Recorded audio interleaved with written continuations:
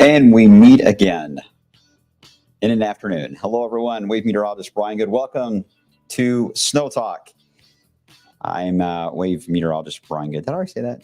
Anyway, I'm Brian Good. You guys know that. Anyway, I hope you guys are doing well.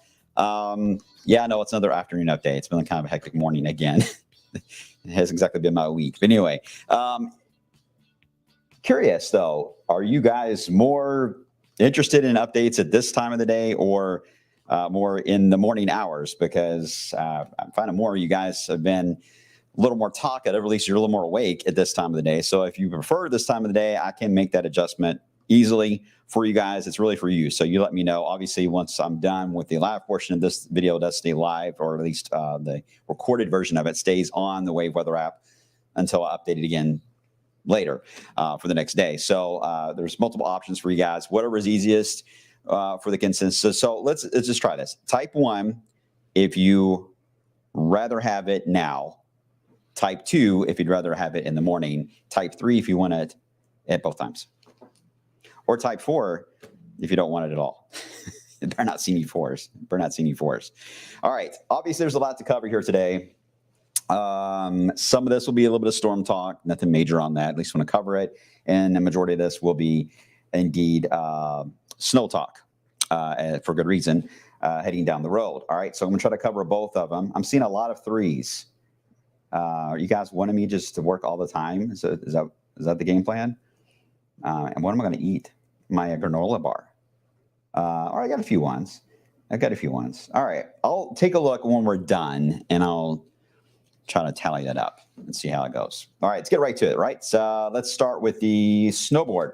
Okay, that really hasn't changed dramatically, except for the idea of the snow chance for next week does look like a flurry type scenario. So that's kind of where we've been going with it, but now we're able to give a little bit more of an idea of where this is going on the amount of moisture. Now, the one that was added yesterday for the holiday weekend, as we head into the afternoon or into the following weekend after Thanksgiving, that one I do think it's going to be not so much. I mean, yes, there's a battle of rain versus snow on timing of day when it arrives, but also the amount of moisture you're about to see is going to be a player on that one. So right now, nothing to get too excited about on either one of these, but certainly the idea that we have two showing up and it's not even to December indicates obviously we're going to get into a colder pattern. That's what you should take away from this more than anything. All right, outside the moment, yeah, low clouds overhead, right? We've got kind of a spaceship of clouds over us now. They started around this morning, a little bit of sun. Now they're back again, only temporarily, because if you look down into E-Town, the sun's back out. This is what is moving north on 65, heading back into Louisville. So in Louisville, we will get back to a sunnier setup here soon, within the hour, and then that's when we'll see a nice little temperature jump come our way into later on for this afternoon. Already seeing that across our southern counties. You guys are already close to 70 in several spots in central and southern Kentucky, 63 in Louisville. Indiana, because the clouds are heading your way, as you're about to see on the satellite, you're not going to get to 70, but you'll get into the 60s. That's at least good. The burn bans, I hope we can stop talking about this soon, right? Because, man, this has been ongoing for so long, but we need to hang on and be careful just for another 18 hours. We don't need a heavy rain scenario. This, again, the rain tomorrow is not going to be a drought-busting rain scenario for us. It is going to be a fuel reducer, if you will. It reduces the ability for the fuels, the leaves that are on the ground, to ignite quicker.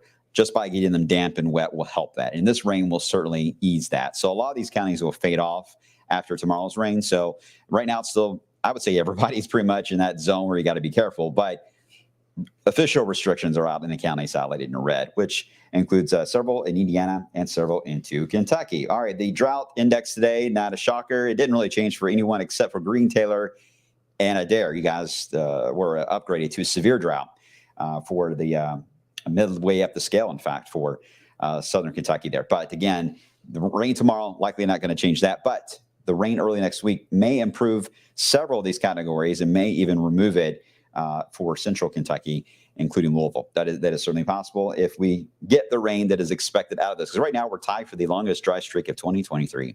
And it should stop there. Let's hope we do not see that again. Of course, the chances of seeing that again are pretty slim considering we'll run out of days for the year, right? But here's the batch of clouds. You can see it sneaking up I-65 this morning, moving northbound. Here's the sun back out again. Southern Kentucky, again, within the hour, things will improve. Meanwhile, to the west, this is a very cool looking shot as you look to the west, because you see the low level moisture heading northbound, that shield of clouds moving right up Arkansas into Missouri. And then you got the jet stream, high level clouds rolling in from up above, heading due east. So a nice little sheared environment showing that the weather system is developing. Sure enough, that's our front coming our way. That's going to give us the rain for your Friday. So quick update on that. Light rain will begin late tonight, more than likely after midnight. It may take a bit of time. By the way, we're in a drought, dry scenario. So sometimes the radar tends to show rain initially in these environments, and then it takes an hour or two, and then you start getting it to reach the ground. So be a little patient with that, but eventually we'll begin to reach the ground. And sure enough, by this time tomorrow, we should have an active radar with a band of rain moving through wave country heading east, and then maybe one more band with a bit more of a wind to it as well for the evening. And that's important because we do, after the rain moves by, we do get colder. We drop, in some cases, to close to the freezing mark into Indiana. But there's going to be enough of a wind component here, guys, that we're not worried about icy roads or anything like that. So that's certainly a big plus. All right, so let's get into next week. The weekend, by the way, looks good. No problem Saturday and Sunday, just chilly, but good. No problems. I think Kevin was looking forward to the weekend. I saw your comment a second ago. Okay, so next week, we're going to do, just like yesterday, going to split this up between the two main global models. We start with the low pressure moving out as we head into Monday into Tuesday. Rain will begin to increase Monday afternoon and night, so will the wind. The track of the low still being worked out, because we don't know at the moment if there's going to be a lot of heavy rain moving right on the axis. That would also determine any strong thunderstorm potential, certainly to the southeast of the track, and your strongest of winds, your gradient wind, will also fall south and east of the track and on the northwest side of the track. So there's two different wind zones right along the path, though relatively quiet on the wind side. So that center of that low, still wobbling a bit. At times it moves to Illinois. Sometimes it moves toward Tennessee. There's kind of a buffer zone wavering on each model run. Not surprised to see that. But unfortunately, the wavering part is generally still keeping it within the track going through wave country. But the impacts would change, whether you're watching from Orange County or Adair County. you will have two different type of weather elements that you'll be facing at different times from Monday night and Tuesday. So we got to figure out that path. That's going to take it to really the weekend to get that narrowed down. So be patient with us on that. Keep checking the Wave Weather app. You should see your particular community within Wave Country. We'll update it based on how the trends go with the track of the low, just FYI. Okay, it moves by. It does allow for a cold blast of air. Now it looks like an Arctic front will have a chance to get pushed down as into Wednesday and Thursday, leading to a cold Thanksgiving. That is really trending colder and sets the stage for the next wave that zips on out as we head into next Saturday and Sunday. At least it tries to roll on out. More on that in a second. Here's a look at the phasing setup. And notice, remember yesterday, the Euro had the northern stream going across the Great Lakes. Now you see it digging right into the Ohio Valley. So a little more of a phase setup, although the majority of the phasing is still east of I-65. They still meet up east of our zone, not exactly west of us. But because they are still meeting up together close enough, you can see that jet really just digs and carves right into the Ohio River Valley, allowing for a piece of Arctic air just to dive right into our area. And that's the reason why the numbers have really just keep trending down here for Thanksgiving and even for Black Friday. Now, as far as severe weather goes, I should mention so far, the analogs are pointing to this being a deep south Arklatex area. That makes sense. You got to be really close to the moisture source in this one and your warmth as well. Can't rule out a stronger thunderstorm that can get into Kentucky. And the CSU modeling does indeed try to get at least a low-end chance into central West Kentucky. That's possible. This is one of those what we call a highly sheared low cape environments, very common in cold seasons to see that take place. It's not as something the models pick up very well to get severe weather, but sometimes you have so much wind that actually can work against severe weather, and that could be a good thing. So right now, I don't see anything alarming on this, but there could be still some damaging wind gusts. Even if you don't get any lightning and thunder, we need to watch the wind fields with the heavier rain pockets that move in. Again, that's going to be just south and east of the low. So if you're along the path or north of the low track, you're not having to worry about that at all. It's only just a small section right now. It looks like a wave country that would be in that zone. All right, here's the GFS. Same idea. Rolls out. Rain, wind increases. The low path, not as aggressive, I will say, on the strength of the low. On its most recent run, it came out about an hour and a half ago compared to the past few that have been the case for the GFS. Still wants to bring in that it doesn't look like much, but it is a good enough drop there to keep us to where we may get stuck in the 30s for Thanksgiving, maybe even wind chills in the 20s all day for Thanksgiving, if not colder. Yeah, that's fine. I mean, you're going to be inside eating dinner anyway, right? So, but a cold setup. So if you're looking for an excuse to break out the Christmas tree after you eat dinner or light up the fireplace, there you go. This is going to cooperate. You don't have to worry about being 70-degree weather and sending the family and the in-laws outside to do the deep fried turkey on the patio while you're all wearing shorts, which we have done before, right now, me in particular, but we faced that before, haven't we? A warm Thanksgiving. This year is not the case. It's going to get colder. All right, so the next wave that rolls out, you see it hinted at rolling in as we head into next Saturday and Sunday. Here's the problem. With this being such a chunk of cold Arctic air that is going to settle in for Wednesday and Thanksgiving, that is very dry air. So this wave that rolls out of the Rockies for next weekend, the problem here is that I think the dry air is going to eat a lot of it up as it tries to head east across into Missouri. We'll get a lot of virga.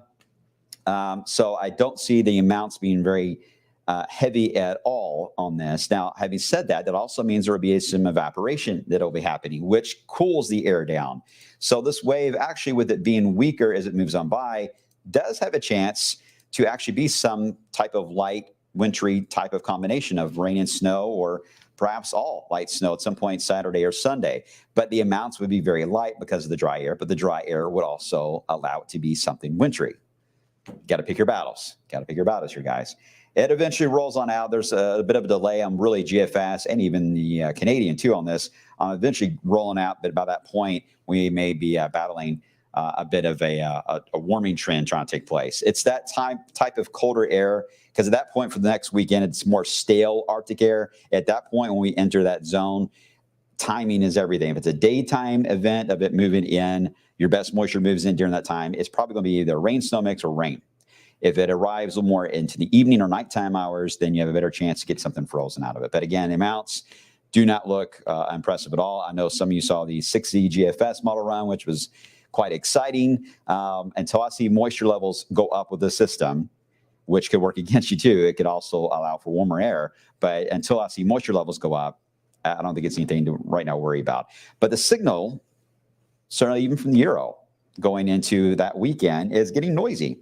There's a lot of grays, a few blues, but a lot of grays. So again, a light, but higher confidence of something wintry happening for that weekend, if not that maybe Monday when we head back to work. So we'll see how that plays out. That's still in the far end of the extended, but it is interesting to see it nonetheless begin to a little more cohesive agreement on that. Here is the polar vortex, or the cold air in general we're looking at.